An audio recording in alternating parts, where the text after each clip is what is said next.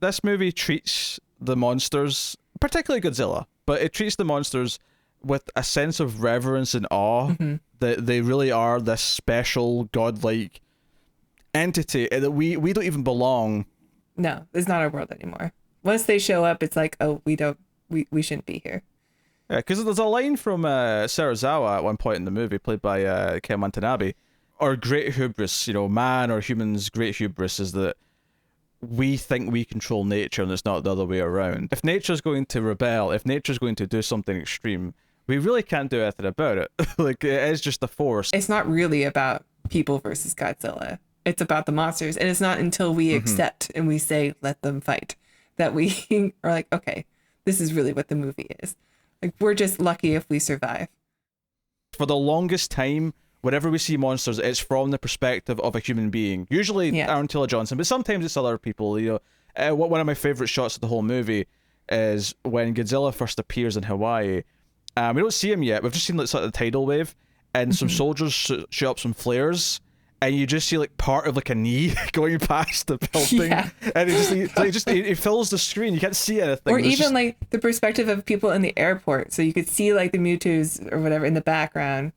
And Mutos, I think I said a Pokemon. And then you just see Godzilla's foot. You're like, oh my god, this is huge. But that would be the only thing that they could see, right? My favorite thing that I've kind of discovered about that moment on repeat viewings is that there's this weird chain reaction of explosions that go across the screen. It's this perfect visual poetry until it gets to Godzilla's foot. There's so many good shots in this movie, especially in the back 30 minutes, that whenever I watch it now again, I always forget about some of them. And there's a moment where, and I've done this in multiple rewatches now, where just before it happens, I remember there's going to be a shot in a second. You can see the tail first. You see the tail the tail's out of the smoke, and then it's sort of getting into the smoke, and then the camera tilts up, and then there's a lightning flash that reveals the silhouette of Godzilla, and it's just this beautiful shot. It's and obviously everything in that, the plane coming in, because as the plane's coming in and the drops all happening, you're hearing the chanting music from 2001, and it just makes it feel like, in the same way that the monolith in 2001 was meant to be this thing we don't understand, it's just beyond our senses, beyond our comprehension. Likewise in this, the idea that these monsters, that Godzilla is legitimately godlike. 24 hours ago, this was San Francisco, and now it's not ours anymore. Now it's their world. It's literally got an atmosphere that they go through when they're dropping in that's been created by the Mutos. I do like the designs of the Muto. I like that there's a smaller one with wings that's a male, and then a larger one. I like their faces. For some reason, I was thinking they were kind of similar to the ones in Pacific Rim or Kong Skull Island. I think they all have a very similar look. I'm not going to suggest this was intentional per se, but given that they do kind of share a similarity to those other monsters, I'd even throw in the Cloverfield monster a little bit. Yeah, I was thinking that too, actually, but I couldn't quite remember what he looked like. Accidental, but I do almost think that it kind of becomes this meta thing almost in my head, where Godzilla's here to show these stupid generic designs what a real monster looks like.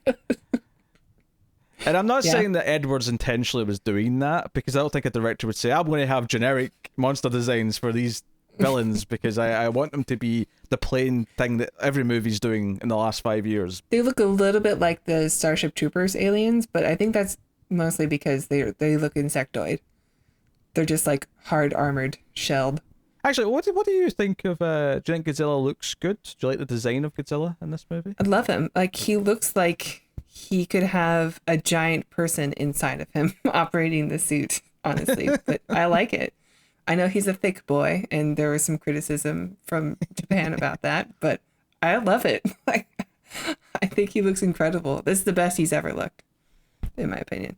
I like that point you just made there about how he looks like he theoretically could be a guy in a suit. He's clearly not, he's CG, but I think what I like about that statement is that they're taking the idea of, okay, obviously he moved a certain way because of the limitations of a guy being in a suit, so he's kind of rigid in some ways. And they kind of made it here no, he's that rigid and moves that way because he's just so big and gargantuan that he physically couldn't move any other way. This just has to be how he moves. So it makes it feel like more of a natural thing that's part of his physiology rather than a limitation of what they can do. Yeah, but when you see him walking away into the ocean, he does look like a man in a suit walking away. but like giant. When I went to go see the movie the first time in theaters, opening day, we didn't actually know if he was going to have the atomic breath. This moment in the movie where not only does his back light up, it lights up gradually like a Tesla coil. You can hear this. It's going up his back. Honestly, yeah. When I was in the theater, I forgot he had atomic breath.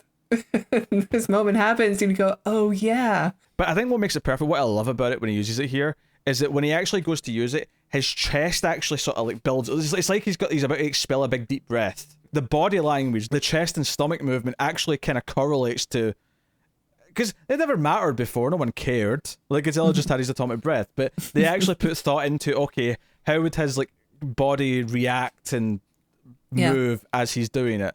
Yeah, obviously we have a lot of destruction. There's buildings falling over. We've got creatures walking through buildings.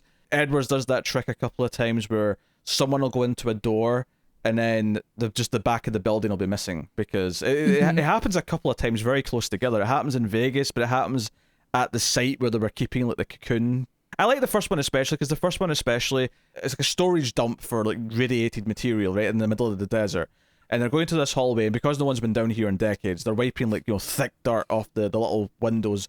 And they get to one, they wipe it off, and just sunlight comes beaming through. I actually really like that little moment, because then they open the door and it's like, oh, the entire back of this building and the mountain we built it in is just gone. When I watch those scenes, I chuckle a little bit, like, okay, nobody noticed a giant thing. Like, it left a big trail. Yeah, there's a couple of moments in the film where it has that T-Rex and Jurassic Park syndrome where they had to be really quiet to sneak up for this surprise little moment. Right, that they yeah, have. there's a couple of that. There's so much bass in the footsteps of these things because they would be very loud moving around, but whenever the movie wants them to be silent, they're very silent. They're very sneaky. Like a sneaky T-Rex. If anything, I question why the streets themselves don't buckle under the weight. He's so massive that it really does call into question, like, how anything is around.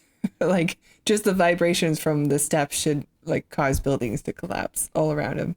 But that's okay because it's a movie, we want to enjoy it, and if that all happened, we wouldn't get any of the fun. So exactly. The number one complaint that tends to pop up with Godzilla 2014 is that there's not enough Godzilla, not enough monsters, and that the movie is actively a cock tease. That last part's partially true, because especially after the first time I watched it, whenever I get to there's a moment where fighting's starting, but there's like doors shutting in the foreground.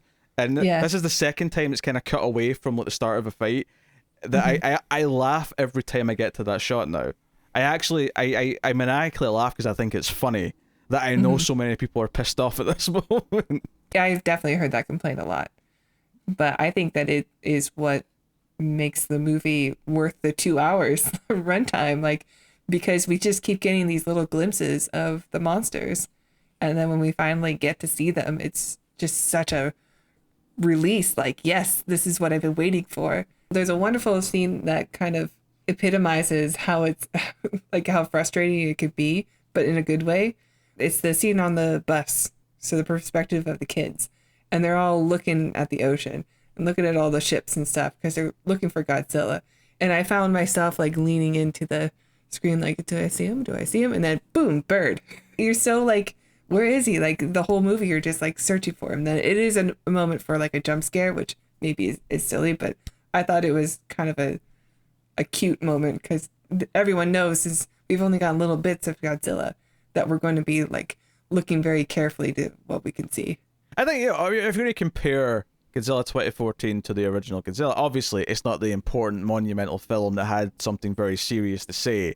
I do think it's one of the strongest Godzilla films after the original, and it's mostly through style rather than substance. Admittedly, I think it is mostly the style. It's mostly how Edwards as a director treats the monsters, how he frames the destruction, how he shoots the destruction, how he shoots the monsters fighting.